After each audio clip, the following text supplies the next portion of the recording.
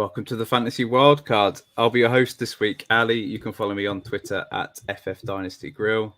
And we've got the band back together. So welcome on Matt, who you can follow on Twitter at MattFF Dynasty. Matt, how are you doing tonight? Yeah, I'm not doing too bad, thanks, Ali. It's good to be back after missing the last show, sadly. But yeah, not doing too bad. Hay fever's kind of catching up with me a little bit, so I'm going to try my best not to burst into a sneezing fit. If I do, I'll be sure to mute the mic. But now, apart from that, doing good and looking forward to today's show. Good stuff. And then I'll welcome on the other amazing co-host, Kev, who you can follow on Twitter at Dynasty_GOAT. How you doing, Kev? Do you know what? I'm doing really well, actually. We've got Love Island in the thick of things. I'm a convert after rugby player from my local teams ditched us and gone on it. So I thought I'd have a little. Obviously, I'm looking at the girls as well, but that's pretty good. And also got some amazing news today that Paul Picking made it into Scott Fishbowl. So that's all 6 of us at the Wildcard team that are in there now. So it's going to be amazing. But yeah, we've got a cracking show tonight as well. Plenty of debates on Dynasty. Maybe that's a little hint. We have life is peaking for you at the minute, Kev, isn't it? You've been welcomed to Love Island. You've got the Eagles been relative in the NFL, and yeah, the fantasy wildcard team. We're all in the Scott Fishbowl, so it's a fantastic time at the minute, and even better because we've got a fantastic guest on tonight. So on tonight's show, I thought you had me. I'll get to you in a second, Evan. On tonight's show, we welcome on the host of the Dynasty Debates podcast, a writer and ranker over at Dynasty Nerds, and Northern Ireland's greatest ever export. Incredibly busy man, so we give a warm fantasy wildcard welcome to Evan Brown, who you can follow on Twitter at FFEvanlution. How you doing, Evan? I was great until Kevin was talking about watching Love Island. I might have to leave the show, but I only have one account blocked on Twitter, one, and it's Love Island account. That's literally the only account I have blocked on all of Twitter. I cannot abide it, so that is it. But no, I'm great, man. Thank you guys so much for having me on the show. It's an absolute honor and a privilege, even though according to your intro, it sounds like Liam Neeson's coming on the show. But I am excited to talk some Dynasty with some absolute lauds over here in England. And I get to meet, Ali's being a bum and not coming down, but I get to meet 2 of the 3 wildcard studs next month. And I'm excited about that as well. The best 2. It's always the best 2 when there's 2 of us on the show. So you'll meet the best 2. Isn't Londinium your hometown as well? Like we're literally coming to your front door and you're like, nah, I'm watching Love Island. Piss off. Exactly. So with that, we'll start tonight's show. It's going to be an absolute cracker. So on tonight's show, we'll be doing our very own Dynasty debates, which is going to be fantastic. We're going to get Evan to decide who he wants in Dynasty startups in our head-to-head contest between rookies and veterans. So without further ado, we'll start at the quarterback position and we'll go for the rookie, Kenny Pickett versus Mac Jones. So Evan, which side do you sit of that argument? I will give me Mac Daddy, the super Mac Jones. Mac Jones, all aboard the Mac Jones hype. I don't need no little baby hands on my team. Get him out of here. I mean, I'm not sure I agree with it, to be honest. We're never going to start off and get stuck into Evan straight away. I think you're allowed to be wrong. It's a free country. I just think I'm on the Pickett side, to be honest. I mean, I've got him QB 19, QB 22 for Mac Jones, so it's not a million miles apart. But I just feel like Pickett is. It's not very often we get a rookie quarterback that falls into a good situation. I feel like Pickett's kind of done that. Obviously, the weapons that they've got over with the Steelers, got Najee in the backfield. Obviously, drafted George Pickens, and yeah, obviously Deontay Johnson, Chase Claypool, even Pat Frymouth as well. They've got plenty of weapons there for him to succeed. We know he's got a little bit of rushing ability, whereas Mac Jones is kind of like a statue. Can't really offer you much in the running game. So, despite the fact that he did look great as a rookie, and I will commend how well he did as a rookie. I didn't see it, and I think he did really well as a rookie. But even still, in terms of fantasy, it was nothing to be excited by. So, yeah, I kind of just said pick it, but it's not. It's splitting hairs, really. QB 19, QB 22. It's not a lot. That is just rude. Mac Jones is a top 12 PFF quarterback as a rookie, and he played better than any other rookie quarterback last year. Is Kenny Pickett a better quarterback prospect than Trevor Lawrence? I ask you. And Mac Jones blew Trevor Lawrence out of the water and all the other rookies. He threw over 500 times. There's this whole narrative of like, the Patriots are run heavy. They only run the football. They don't throw. He threw over 500 times. It was 14th in the league. That's middle table. That's not terrible. He was 7th in money throws, 10th in air yards, 13th in passing yards, number 2 in pressured completion percentage. Mac Jones is a stud muffin, and we need to put a bit of respect on his name. Well, Evan, I'm here to cape up and back you, to be honest. It's actually nice to be on a show where I'm not getting too won by Ali and Matt, so that's the first thing. But just to set the scene really for the show, all these picks we're going to have are very close in ADP, so they are going to be tricky, but we're here to help guide the audience, and I'm with you on Mac Jones. I just think their careers, comparing them with their range of outcomes, they're probably pretty similar. They're not going to be QB1s in my eyes, but I just feel as prospects, you've got Pickett, who's rising or into a similar range as Mac Jones based on his situation. If we're looking at these as talents, Mac Jones is a better player than Kenny Pickett. And I just feel like if something happens like Deontay Johnson leaves next offseason, that's going to be a big issue for Kenny Pickett, where Mac Jones, he's not had a lot of people, or not a lot of good people around him. So I'm going to bank on the talent. And you've also got to think in this range, if you draft, it's probably a QB2. I'm going to stick with a guy that I think's definitely going to be a QB2 rather than someone that might be a QB2. I think that's a really good point as well, Kev, because the quarterback position is so tricky. You know what I mean? All the time we think, like Trevor Lawrence, we thought he was like the next coming of Andrew Luck, and he may still be. I'm not writing him off by any means. I still like Trevor Lawrence, but he came out and sucked, and we just don't know. So we haven't seen anything. We know Mac Jones is at least decent, and I think there's a lot more to come. See, not so fast there, Evan. Pickett's the guy that you want. Pickett's the guy that everybody wanted. I tried to tell everybody before the draft that Pickett was the guy, but these two weren't having none of it.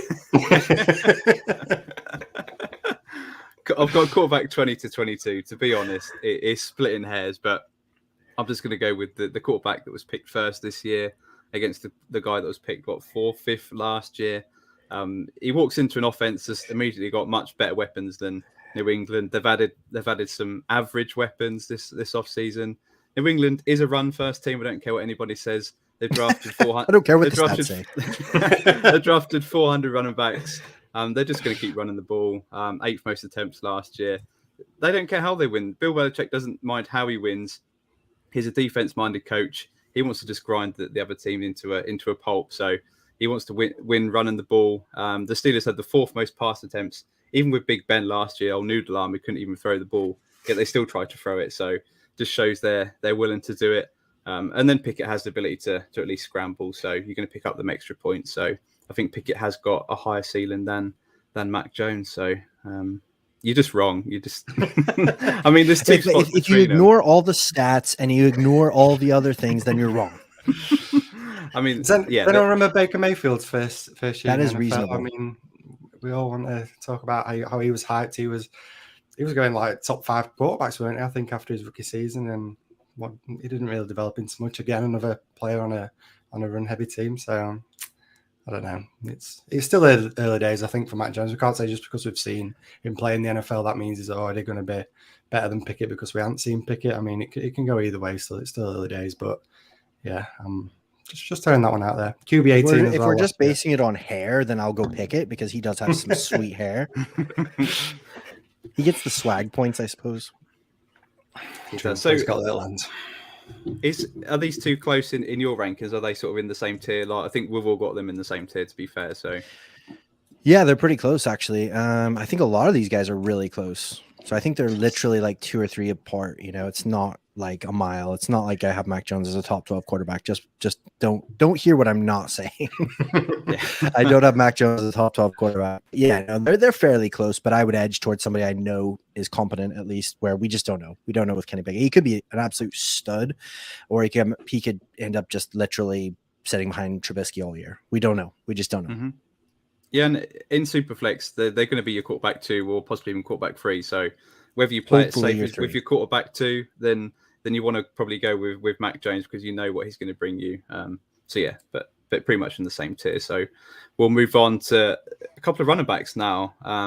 Brees Hall, the rookie, versus Javonte Williams going into year 2. So Evan, where do you sit with this argument?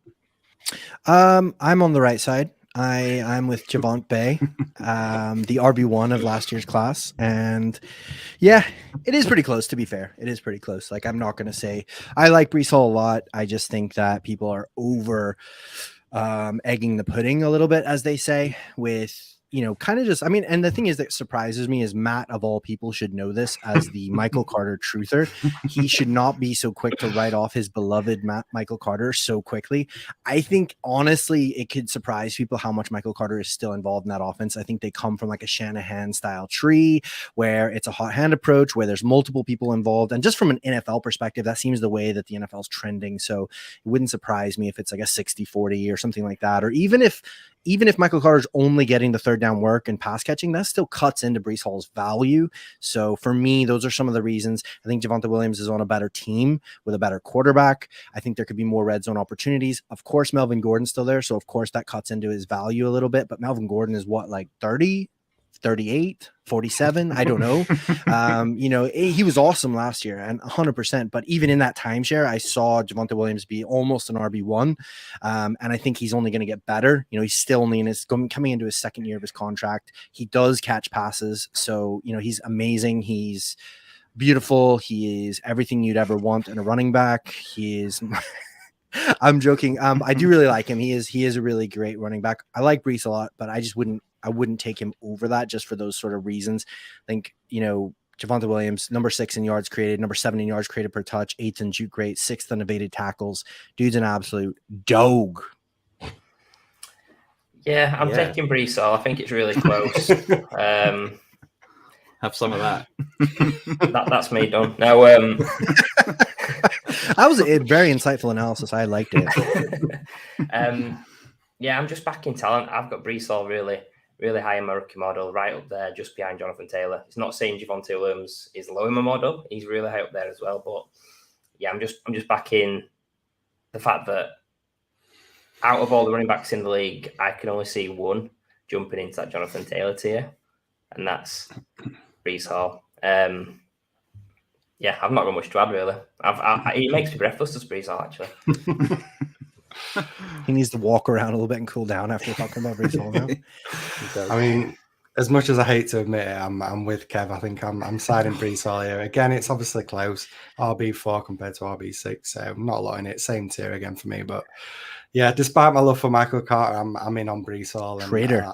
I know I am such a traitor, Evan, but I'm in on the talent. I mean, this is a guy that we spoke about before. If you look, the people in the Devy circle, Brees Hall was somebody that they were dropping the pants for basically when it came to him as a freshman, and Guilty. It's just produced ever since. And I just feel like, because obviously Bijan Robinson in Devy circle has become the hot talk, I feel like Brees Hall has been overlooked. But I mean, there's no denying the talent. We've seen how explosive he is, what he did at the combine. It's all just unreal. He falls into that jet system, which I think is kind of similar to what he had at Iowa State. I believe they ran kind of similar in terms of outside running scheme. So I feel like that fits into this Jets offense. So I just feel like a lot of it sets up for Brees. Obviously, both got a contend with partners. He's got Michael Carter, Javonte Williams has got Melvin Gordon. Do love both of these running backs. If I could have both on my team, I would absolutely love that. But if I'm picking one, I'm still going with Brees. So the shiny new thing, I'm obsessed with the shiny new toy. Your love means nothing. I mean, if I've got for Michael Carter all year, all last year, all we heard Michael Carter, and now it's just like, get tape. I mean, both can so rude. I mean, both. Maybe I'm just a Jets fan. Maybe that's what it is. Maybe it wasn't. I think it Michael is. Carter. Maybe I'm the wrong side of New York with the team. That's what. Mm-hmm. You might be, but you're also wrong in this conversation, Matt. You're wrong. You're wrong because Javonte's one spot higher than Brees Hall. Just because. Don't get too spicy there, are they? I mean, I absolutely love both of these guys. We are pretty much splitting hairs here, but I'll just go with the guy that I saw absolutely dominated when he got the ball last year. He's going to get more scoring opportunities this year. I can't wait to see that offense with let Russ cook. It's going to be fantastic, and I do believe that they will phase out Melvin Gordon towards the second half of the season. So we all know that Hall is awesome, but we get to see him take a snap. So we just need to chill out a little bit. We need to pick our pants up, and we need to put Javonte ahead of him in Dynasty, because My pants doesn't even off. own any. It's a good job we could have seat top half for Kev, because you don't want to see I do believe that Javonte, you said Brees Hall is the only guy you can see jumping up there, but I can see Javonte getting up there into the Jonathan Taylor. Before Melvin Gordon re-signed, but Javonte was the fantasy darling. You couldn't offer anything and get Javonte in a trade. So not much has changed apart from an old man has joined the backfield with him. So yeah, in the same tier, but you're wrong. No, man. So we'll move on to another pair of running backs. We've got Kenneth Walker and we've got J.K. Dobbins. So Evan, who have you got with this side of the argument? I'm going Kenneth Walker III for multiple reasons, really. I mean, first and foremost, dude is a stud. I really, really, really like him. So it's not just landing spot or draft capital. Those things are just helpful pieces of the puzzle for me. I think if you look at it, then the knocks on Kenneth Walker have been, but he's not going to catch passes, and that's really important for fantasy. Whilst I 100% agree with that wholeheartedly, I also look to, well, what is the roadmap for Kenneth Walker's success? And that roadmap is called Chris Carson. So we see that Chris Carson, whenever he was healthy, was like a low-end RB1, high-end RB2, and he never had more than 50 targets. He wasn't catching 80 balls or whatever. They have a better O-line than when Chris Carson was there. Chris Carson could potentially retire. It looks really bad, which sucks. I love Chris Carson. He's been an amazing running back, really fun to watch. So obviously I'm not excited or celebrating that. It's just a sad reality. Rashad Penny's never been able to stay healthy to save his life. And truthfully, in 2020, Dobbins' best year when he was healthy, he played 15 games. He only had 24 targets. So if your argument is about targets and you're concerned for Kenneth Walker, you shouldn't be using that as an argument if you're going to argue for Dobbins. Dobbins is coming off a serious injury. Lamar is a rushing quarterback. They love to run the ball, but they also have Gus Bus Edwards, who is not going away. They've got Tyler Batty. They've got a lot of competition there. I think J.K. Dobbins is a very talented running back. I really like J.K. Dobbins, but honestly, I could easily see a world where Kenneth Walker is like the 95% absolute day in, day out dog for Seattle, and he's getting like 35 carries a game. You know what I mean? That could happen.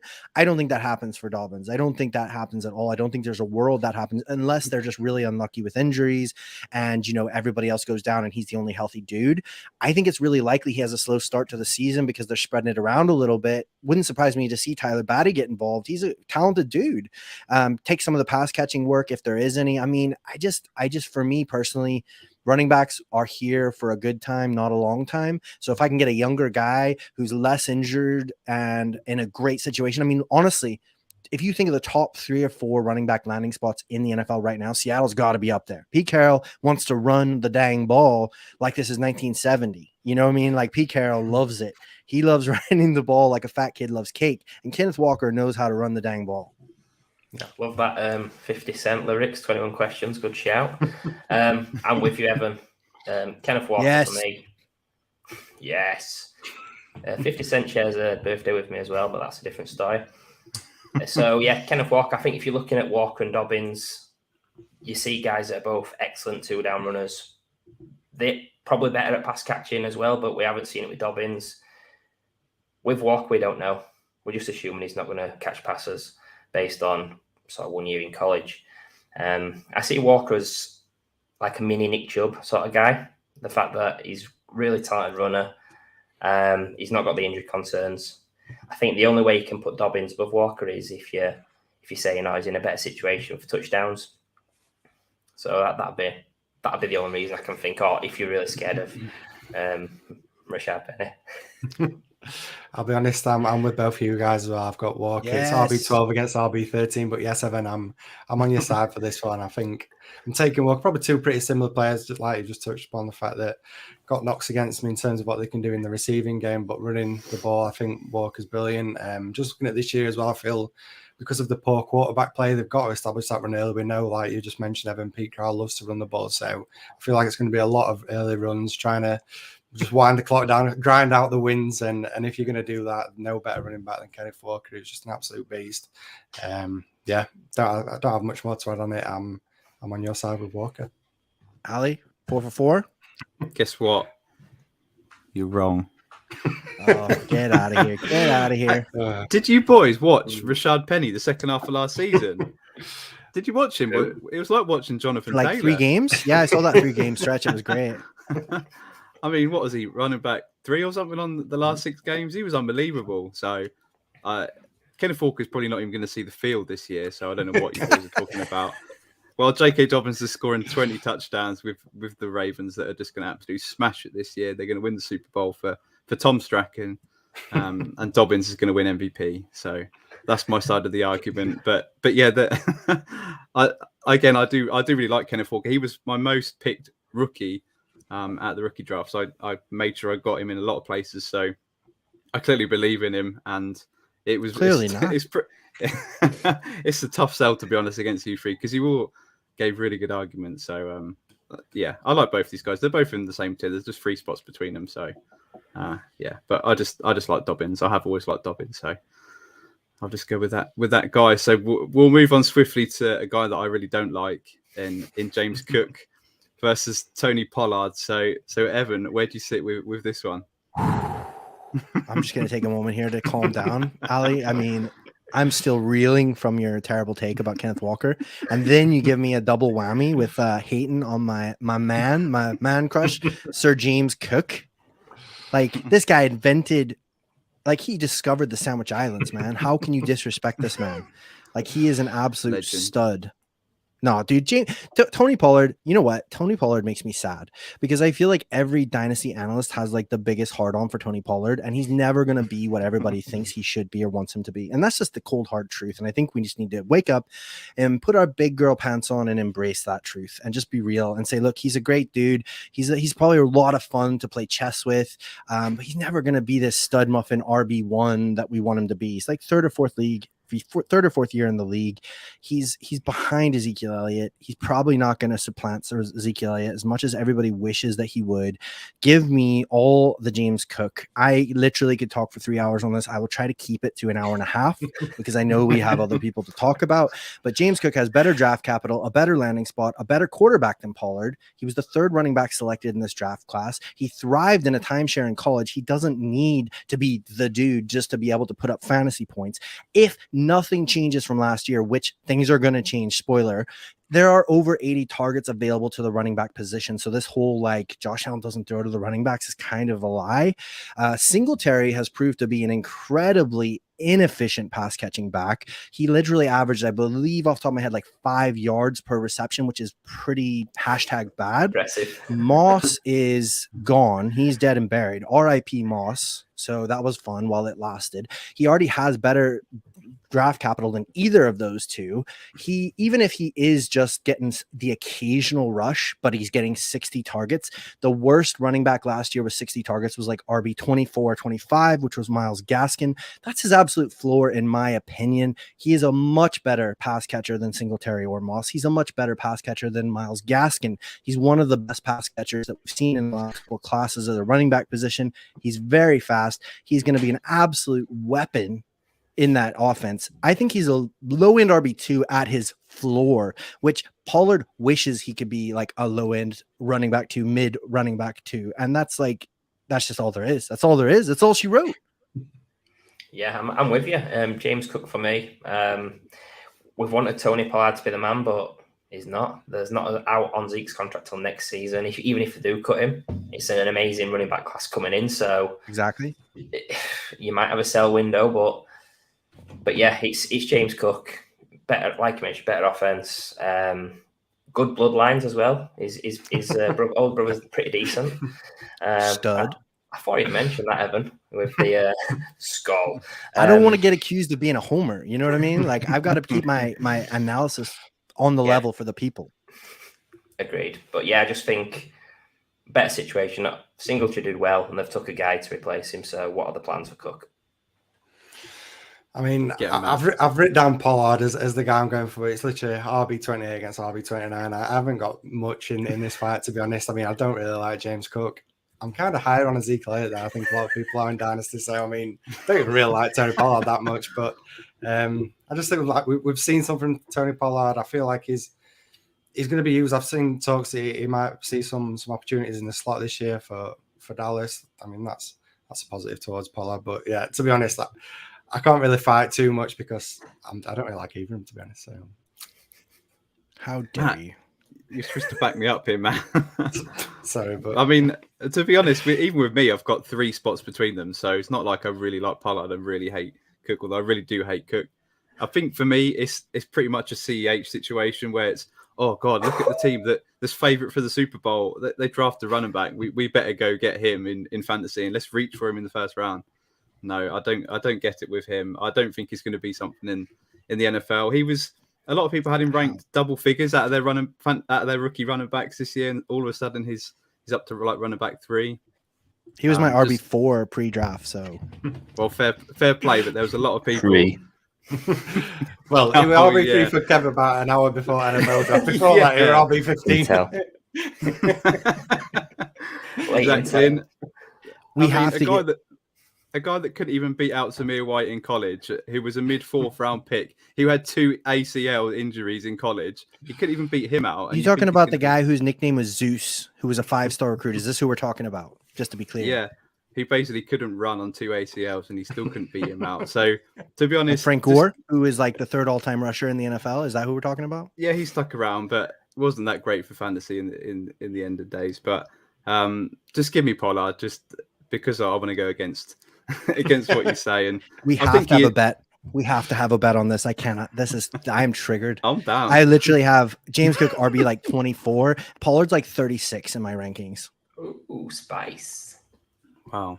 I mean, I'll just take the complete back. He's in a timeshare. He came on leaps and bounds last year and is 1 Zeke injury away from getting a really big workload. So yeah, Pollard by 3 spots, big difference. I mean, we're all forgetting about Duke Johnson as well over in the Bills. I mean, Cook's got a battle on his hands just to get that RB. Yes, Matt. Yes, Matt. We'll leave it at that and we'll move on. We have to have a bet. We will figure out a bet. We'll talk after the show.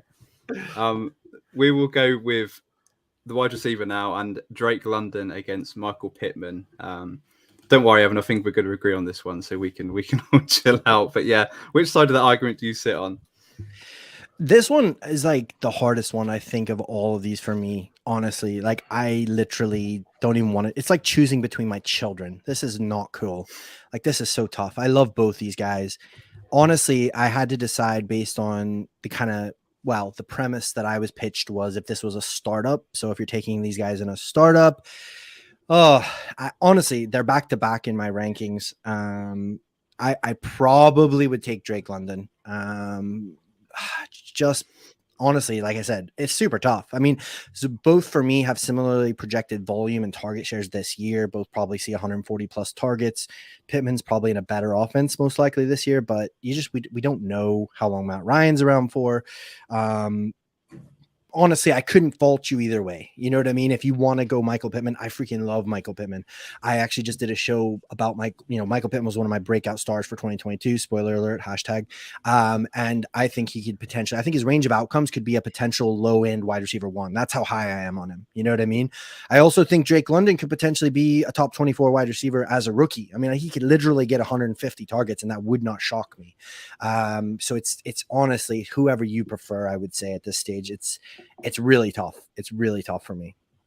Yeah, no, I think I agree. This is probably the toughest one out of the lot. I've got them neck and neck RB, wide receiver 18, wide receiver 19. So neck and neck. I just favour Pittman. I just think for the reasons you touched on, Evan, just kind of prefer this offense that he's got over at Indy. While Matt Ryan's obviously getting up there in age, he's still a pretty damn good quarterback compared to what Drake London's going to have to deal with going up against a tight end that's pretty much a wide receiver in Kyle Pitts, who I feel like it's going to take a lot of targets as well. Obviously, there's not really anyone else beyond that, but I just feel like Pittman, I think he's nailed down as the wide receiver 1 in that offense over with the Colts. And as I say, with Matt Ryan there, I feel like he's still got a few years left in him yet. So, yeah, just favour Pittman, but I agree it's pretty close between both of them. That was very solid analysis. Thank you. Yeah, I'm gonna agree with Matt, but provide not a solid analysis. I think comes down for me better QB. Pittman's the alpha. I can't see London ever being the alpha over Pitts. No. And also like my strategy in startups is to sort of favour the veteran over the rookie because you know what you're getting. And I hate Pittman, but I'm taking Pittman here. Well, you don't hate him that much. Wide receiver 18, that's pretty high. Dislike Drake London. Well, not disliking, but I just think he's like, for some reason, he's the consensus rookie wide receiver one. The only time we see Burks go ahead of him is the draftsman with Matt. Well, yeah, True. because Burks isn't as good as him. Yeah.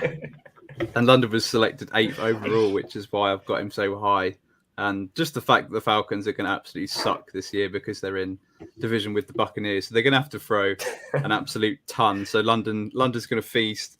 And yeah, I do really like Pittman. I was probably the highest on him when he came out. And but the 2 years that we've seen him, he took a step last year. But for me, I can't ever see him being a top 12 wide receiver. So I'll just go for the guy who I can see eventually being a top 12 receiver. You've got Pitts, who's going to take a lot of the targets, the first cornerback, the quarterback one from the team. So he's going to see the second quarterback or third cornerback. So I'll just go for London, just because I think he's got that ability to get into the top 12 eventually. But again, they're both pretty similar prospects, to be honest. Although in my rankings, I've got them pretty far apart, but that's more to do with Pittman than it is to do with Drake London. And Drake London's got a better name as well. So Londonium. So we'll go for a bit of a freeway for the next one. We've got Treylon Burks versus Garrett Wilson versus the veteran Chris Godwin. So Evan, where do you sit in that three-way? Oh man, didn't think I'd get asked that. Again, this is kind of tough, but I think if I'm in a startup, I think Godwin probably goes into the last slot for me in this one, just because I've seen him dropping a lot in like startups and stuff. So I don't even think this is really a question of, I think you can get one of the two rookies and you can get like Godwin the next round, personally. So I would probably go, for me, I would probably go Garrett Wilson, and then I would get Godwin on the way back, and I would just say, forget you, Treylon Burks. No, I'm joking. I honestly I think that Godwin is awesome. He's coming off a serious injury. As much as Tom Brady is a freaking robot and we don't know anything about like how long he's going to play for, it wouldn't surprise me if he does ride off into the sunset after this year. He's got that $700 billion dollar contract to be a commentator after he's done. So if they win the Super Bowl this year, I imagine that's a great way to go out. Or if they bomb out in the first round of the playoffs, I imagine that could just be like, you know what, I came back again, and this is what it is. And then at that stage, if there is a changing quarterbacks, I think Godwin's a 28-year-old wide receiver at that stage, with a who knows what quarterback. Could be Kyle Trask, we just don't know. I just think there's quite a big age difference. You're getting 6 years, and I think both those other guys have really solid chances of being studs as well. I would put it this way. I would be very surprised that if Garrett Wilson is ever worse than like a top 24, top 30 wide receiver. I don't see many worlds where he's a complete bust. Burks, to me personally, is more of a volatile prospect, but he's in a great situation. I mean, he's literally in the situation where the guy that they comp him to landed and succeeded and did really well. So, I think for me, I would go Wilson, and then I would try and swoop back around and get Godwin. I mean, I just start up with the Kev Meister here, and I took Godwin in like the 6th or 7th round. Burks was long gone. Drake, I took Drake in like the 4th or 5th round. So like, you know what I mean? It's not a situation where you have to choose between those guys. You can literally just grab whichever the rookies you like and swoop back around and get Godwin. Yeah, I think it's you're going to be all alone on your Garrett Wilson Love Island tonight. Just think it's going for me. I think there is concerns about obviously Tom Brady, but his role in the offense, playing a lot from the slot and that sort of role, it's going to be whichever QB is there, it's going to be easier targets over the middle. He's proven it. He's been the wide receiver 2 overall before, so we know he's got the ceiling. The start to season with the injury is going to be a bit of a concern if you win now like me. But I just think where he goes, like you got in that draft, he is a value. But I still do rank him higher than both the rookies. Again, like I said, veteran wide receivers. Plus Garrett Wilson, I'm not even sure he's the best wide receiver on that team. Nice way to end that one, Kev. Mm-hmm. Technically, he's not. Drop at the end. I have Elijah Moore ranked higher than him, so. Legend. Nice. Yeah, I'm going with Kev. I'm afraid I've got Godwin top of these three. He's my wide receiver 13, but then I've got Traylon Burks wide receiver 16 and Wilson wide receiver 18, so they're not miles apart. I think I'm quite high on Burks compared to, well, especially to Kev, even though because Kev, we know he fades those young wide receivers. But yeah, like Kev said, I think what Godwin's done in the seasons that he has is finished wide receiver 2. We know he's got that super high ceiling. Even last year finished wide receiver 16, and he had a few games where he struggled. So yeah, I just feel like Godwin is that proven talent. I feel like he's here 26, 27, so still plenty of years left in him in terms of wide receiver age. And while I do absolutely love Traylon Burks, and I think his ceiling could be higher than what these guys are. I think he could get up to being that elite, I don't know, mid wide receiver 1 in fantasy, but it's still early days. We've not yet seen him even have a snap in the NFL. So just for that, I'm taking the proven wide receiver in Godwin. Yeah, and it's a full house here. Godwin for me, which is a surprise and being a Buccaneers fan. But I'll just pick the guy sitting with my own eyes. He is the Buccaneers offense when he's healthy, which unfortunately isn't always. I've got him as wide receiver 14, Wilson wide receiver 17, and Burks wide receiver 18. The fact Godwin's 26, he's still pretty young. He got paid this offseason. And as we mentioned, is Wilson even better than Elijah Moore? Well, that's just another debate. I've got them two fairly closely ranked together as well. So I'll just take the guy who I've seen as finished as wide receiver 2 before. But yeah, I love all three of these. They're in pretty similar tier, to be honest, if not the same tier. So we really are splitting hairs between these three guys. But I'll be happy to own any of these three guys in a startup, to be honest. And it's interesting what you say that you can actually get Godwin around later. I've not done many startups recently, so not been able to gauge the value, but that's honestly, really interesting. I wouldn't be surprised if you can get him even later than I just was like, I can't let him keep falling. You know what I mean? It was like the 6th round, and I was like, dude, I can't. I really wanted. I think it was Rashad Bateman or Michael Pittman was still on the board, and I was like, oh, I really want them, but like, man, somebody's got to put some respect on Godwin's name here, and it's got to be me. And then, unfortunately, I think whoever it was, Bateman or whatever, got left before he could get back to me. So I picked the wrong way. But no, I think, absolutely, especially with rookie fever and all that kind of stuff, if you were doing a startup, I think you absolutely could grab Burks or Wilson, whichever your preferred target is, and then swoop back around and get Godwin the next round, maybe even 2 rounds later. I think people are just a little bit freaked out. And honestly, genuinely, taking the names aside, the reason that would be part of my strategy is that rookie wide receivers have so much insulation in their value in Dynasty.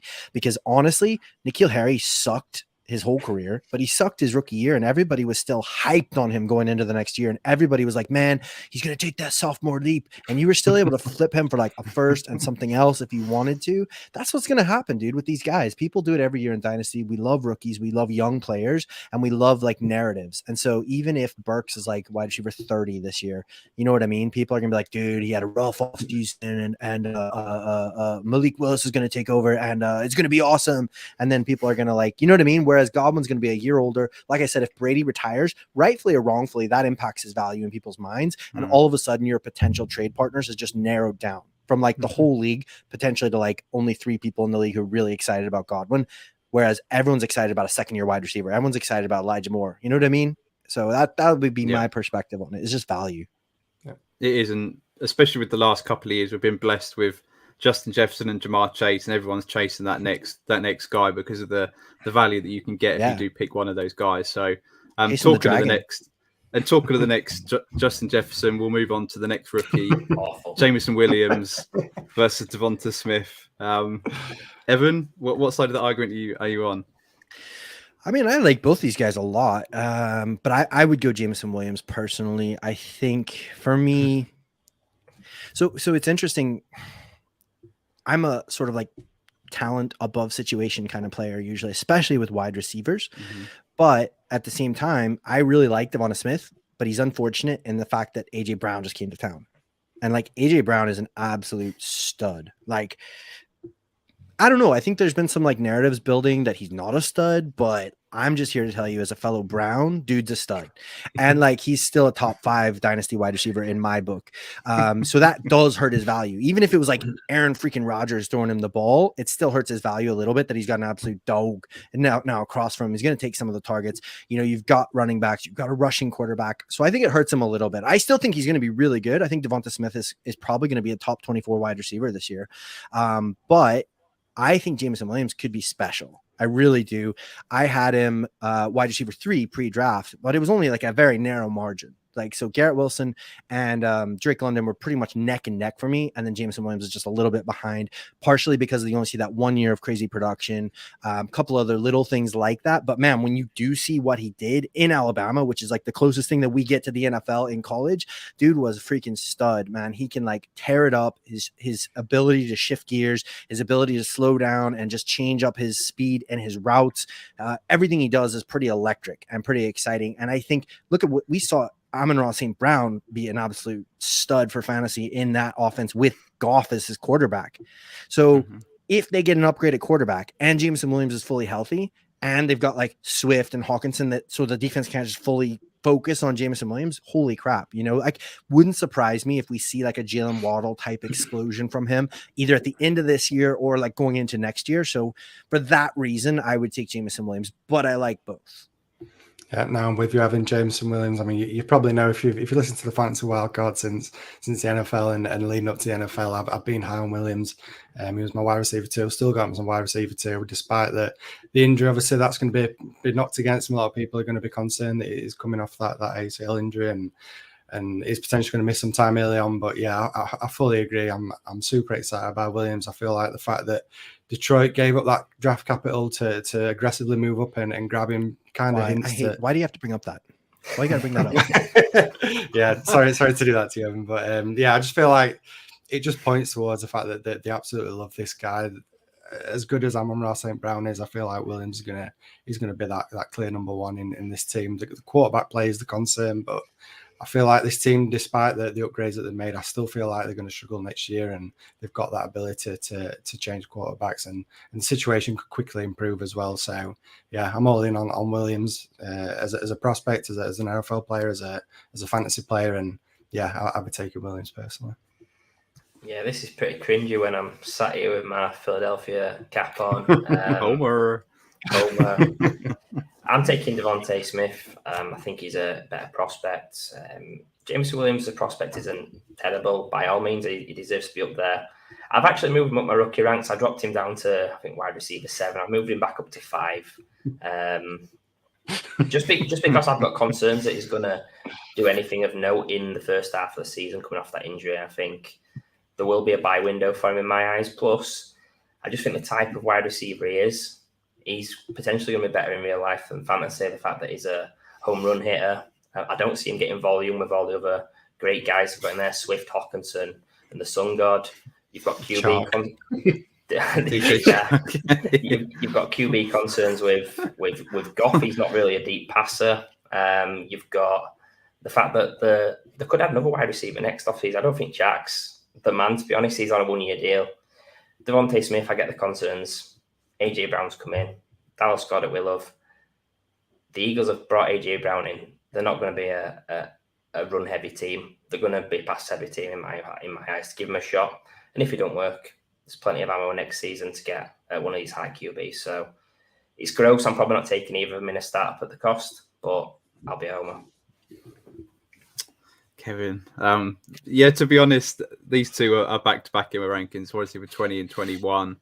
And my answer would have been different had AJ Brown not been traded to the Eagles. I really do love Devonta, but obviously his ceiling is slightly capped now with AJ Brown there, who is, as Evan said, a stud. But Jameson Williams is someone that I absolutely love. Long term, I do see him possibly being a wide receiver 1 in my eyes. He just got that extra gear compared to the other rookies. He can potentially be that next Tyreek Hill, just absolutely dominating. And I love how aggressive the Lions were. They were like, let's just have anything. We want to trade up.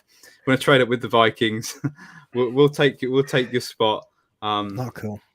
It wasn't cool, to be honest. It absolutely ruined my night. The fact that you took Lewis Seen with that pick, and it completely ruined my night because I really wanted him at the next pick. But that's another story. But yeah, Jameson Williams, I do want the Lions to get one of these top rookie quarterbacks, possibly next season, or even a veteran, just anything upgrade from Jared Goff, and you'll see Jameson Williams really dominate once he's back healthy. But yeah, back to back in my rankings, so it's a toying cost, to be honest. So we'll move on to another wide receiver debate. It's Sky Moore against Darnell Mooney. So, Evan, are you going for the rookie or the vet? I mean, this was really like pulls at my heartstrings because I'm like a huge like Mooney truther. You know what I mean? Like I wrote an article about him his rookie year because everybody was sort of comparing him to KJ Hamler and sort of saying that KJ Hamler was the move. And I was like, I wrote an article like about it, and I basically said like Darnell Mooney, in my opinion, is the better guy to go for, and it's been awesome to like be right about that for this whole time. But saying that, I think that unfortunately I probably would go Sky Moore here, based on a couple of things. So I love Darnell Mooney, absolutely love him, and I think he is a stud, but I think that it's just a mess. Chicago's a mess, and I'm not saying this as a Vikings fan. I'm just saying it as like an NFL fan. Like Chicago's an absolute mess at the moment. I love Justin Fields, but I have real concerns about him just because I personally believe, specifically when it comes to the quarterback position, the surrounding cast, the coaching staff, all that stuff really matters for young quarterbacks to establish themselves, to continue to grow, to take those next steps. And I don't know what this head coach is going to be like, but he's a defensive-minded head coach. I know the last head coach is one of the worst head coaches I've seen in a long time.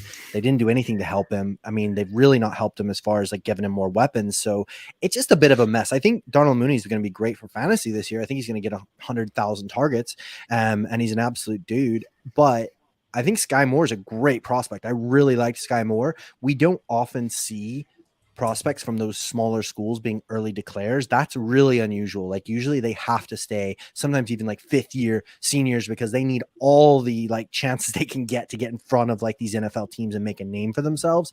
So the fact that he's able to do that, the fact of his production profile is pretty insane. And if you watch his tape, I mean, I'm more of a tape person than an analytics person myself, but man, he is fun to watch. Plus his surname is Moore, and I'm like, anybody named Moore, I'm like a huge fan of. Automatically adjust the ranks. Elijah Moore sold, DJ Moore sold, Sky Moore sold.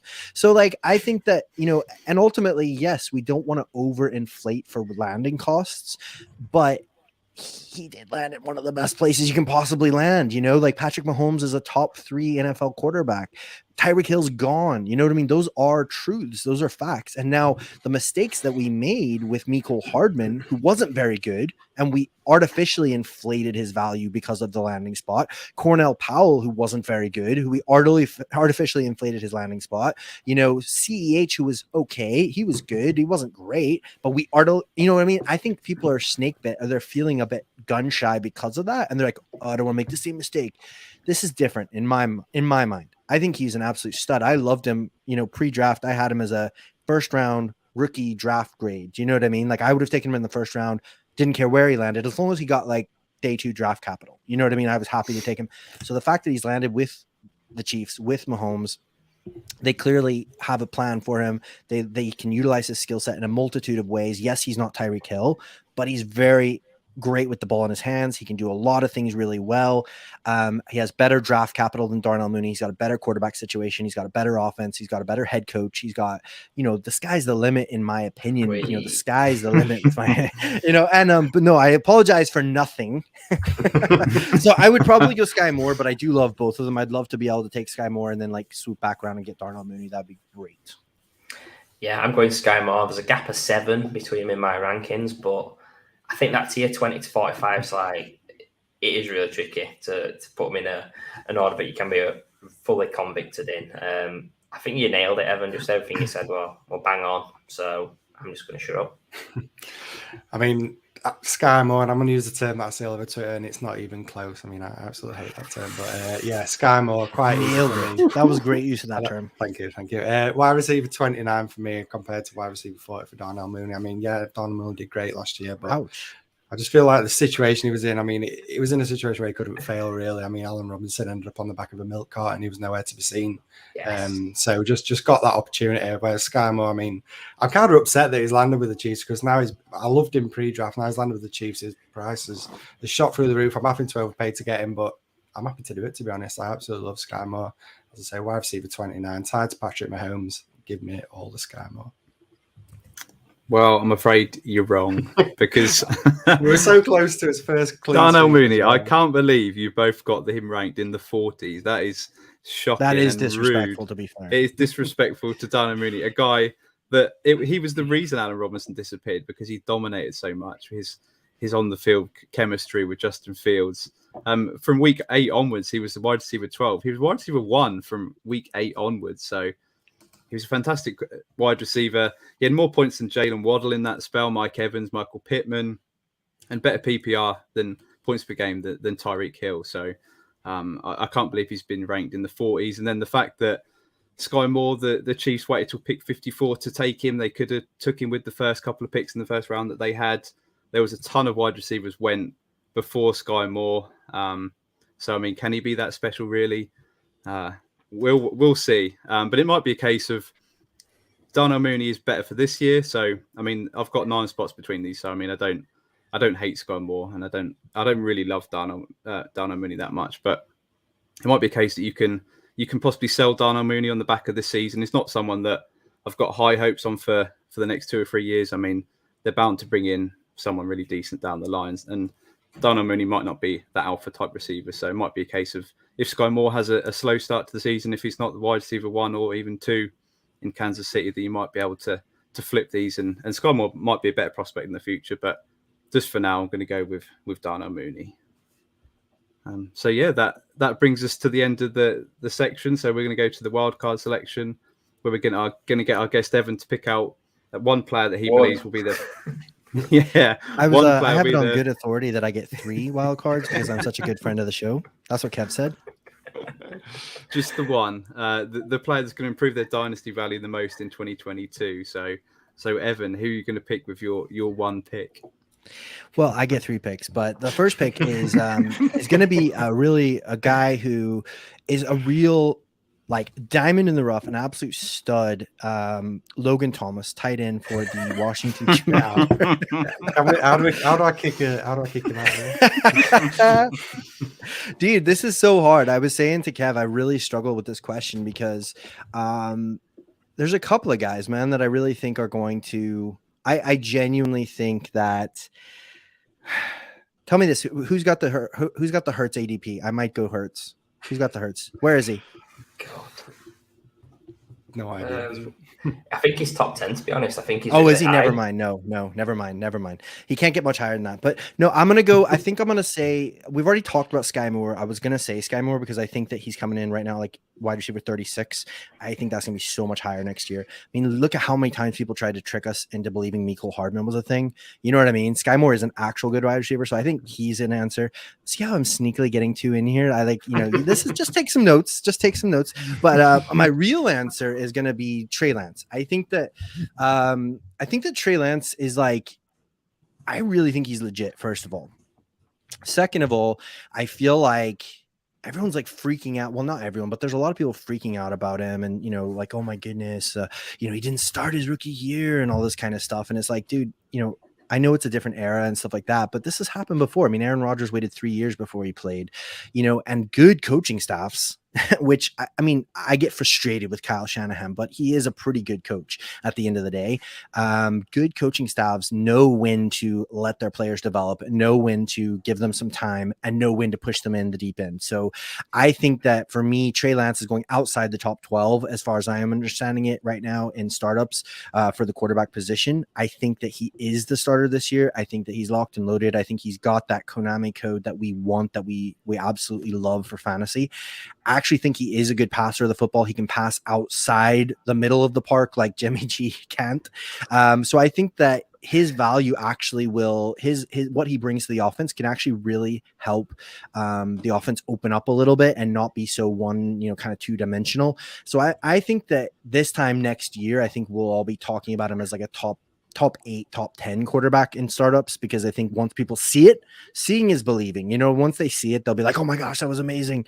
And I think that he's got that same Konami code that we want to see, from a Hurts, from a Fields, from any of these guys, Josh Allen. I think he can do that with his legs. We've seen that in college.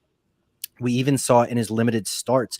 You know, when he wasn't that good last year as a rookie, he still put up some really awesome numbers. A lot of that's because of his rushing upside. They're going to possibly let him use his legs in the red zone rather than just use the running backs in the red zone.